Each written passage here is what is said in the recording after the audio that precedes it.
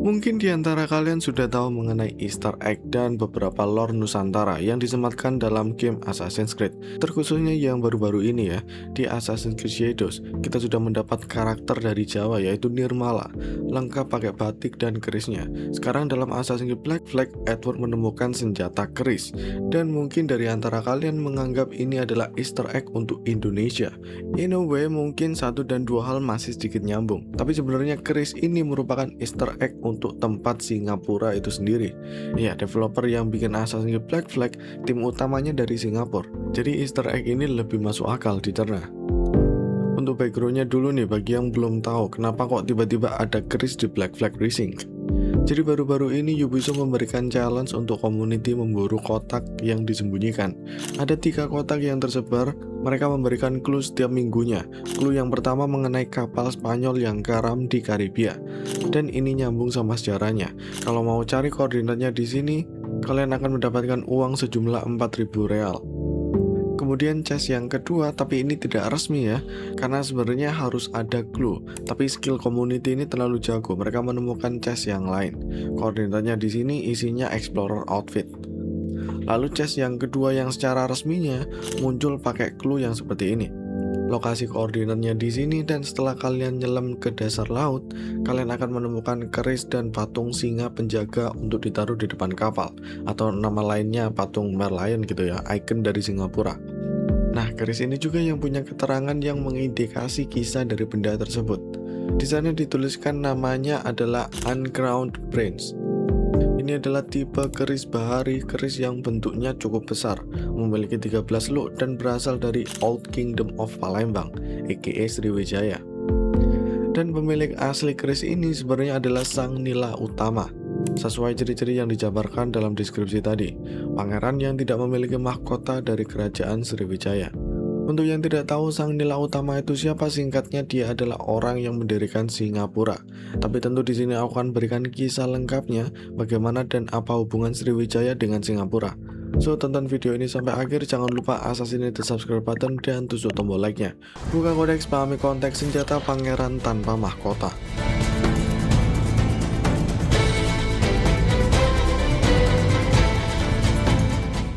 Sebagai konteks, ini cerita sejarah yang terkaburkan dengan mitologi dan kepercayaan. Namanya kisah legenda ya. Ada dalam berbagai sumber, tapi yang cukup detailnya kisah ini ditulis dan disusun oleh Tun Sri Lanang dalam karya sastra Silalatus Salatin. Ini pada tahun sekitaran 1612 sampai 1614.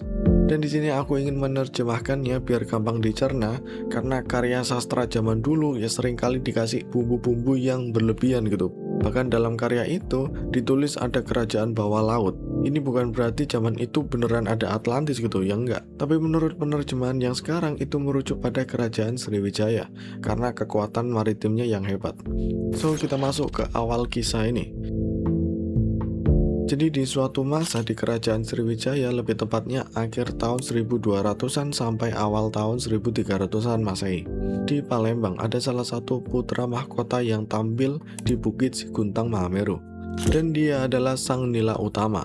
Menurut sejarah politik saat itu, kerajaan Sriwijaya ini udah mulai runtuh ya, powernya menurun karena tekanan dari kerajaan lain, kayak contohnya dari Thailand maupun dari Jawa.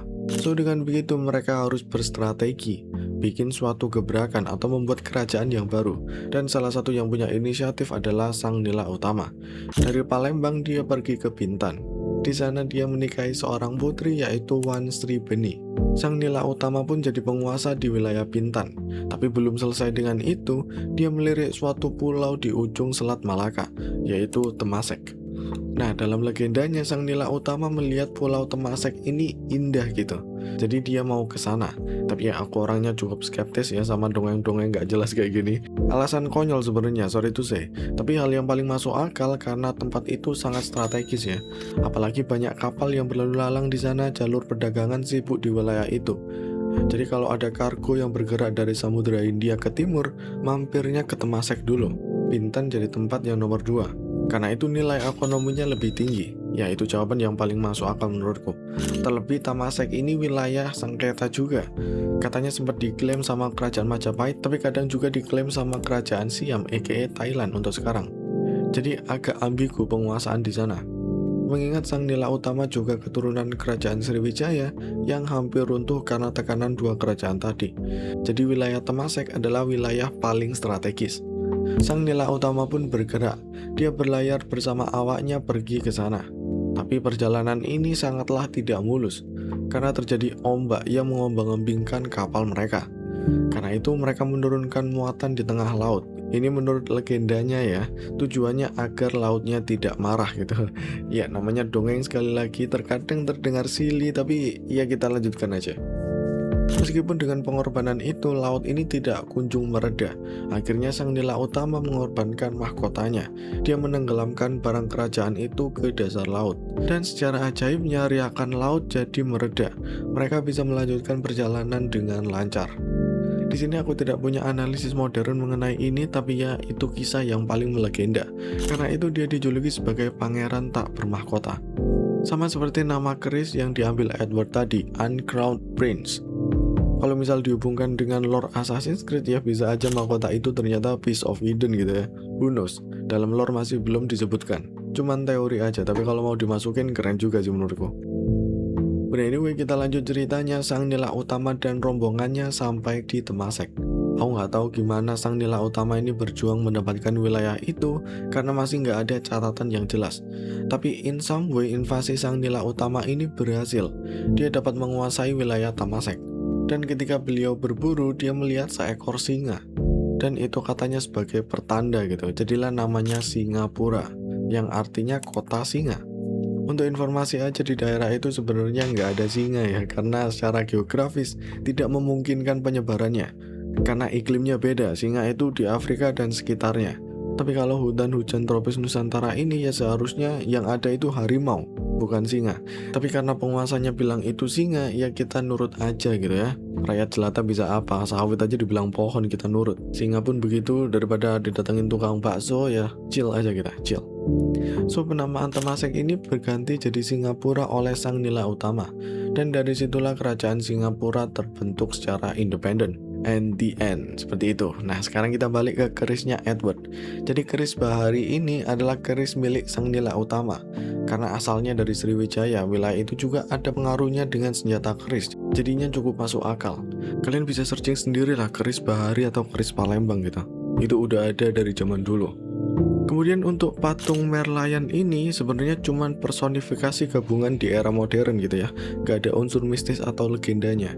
Hanya sebagai ciptaan icon aja pada tahun 1964. Merlion merupakan kombinasi mermaid dan lion. Mermaid ini menandakan tempat itu sebagai wilayah yang dekat dengan perairan, seperti Temasek yang dulu, mayoritas orangnya sebagai nelayan. Dan lion ini sesuai penamaannya sang nila utama tadi, kota singa. Maka dari itu terciptalah Merlion. Kayaknya udah jelas ya, menurut kalian gimana dengan story Easter egg Singapura ini? Komen di bawah, kasih pendapat kalian di kolom komentar. Jangan lupa aksesin the subscribe button dan tusuk tombol like-nya. Thank you for watching dan thank you juga buat kalian yang udah join inisiatif program. Nama kalian tercatat dalam Codex. Anyway, akhir kata, chill aja kita, chill.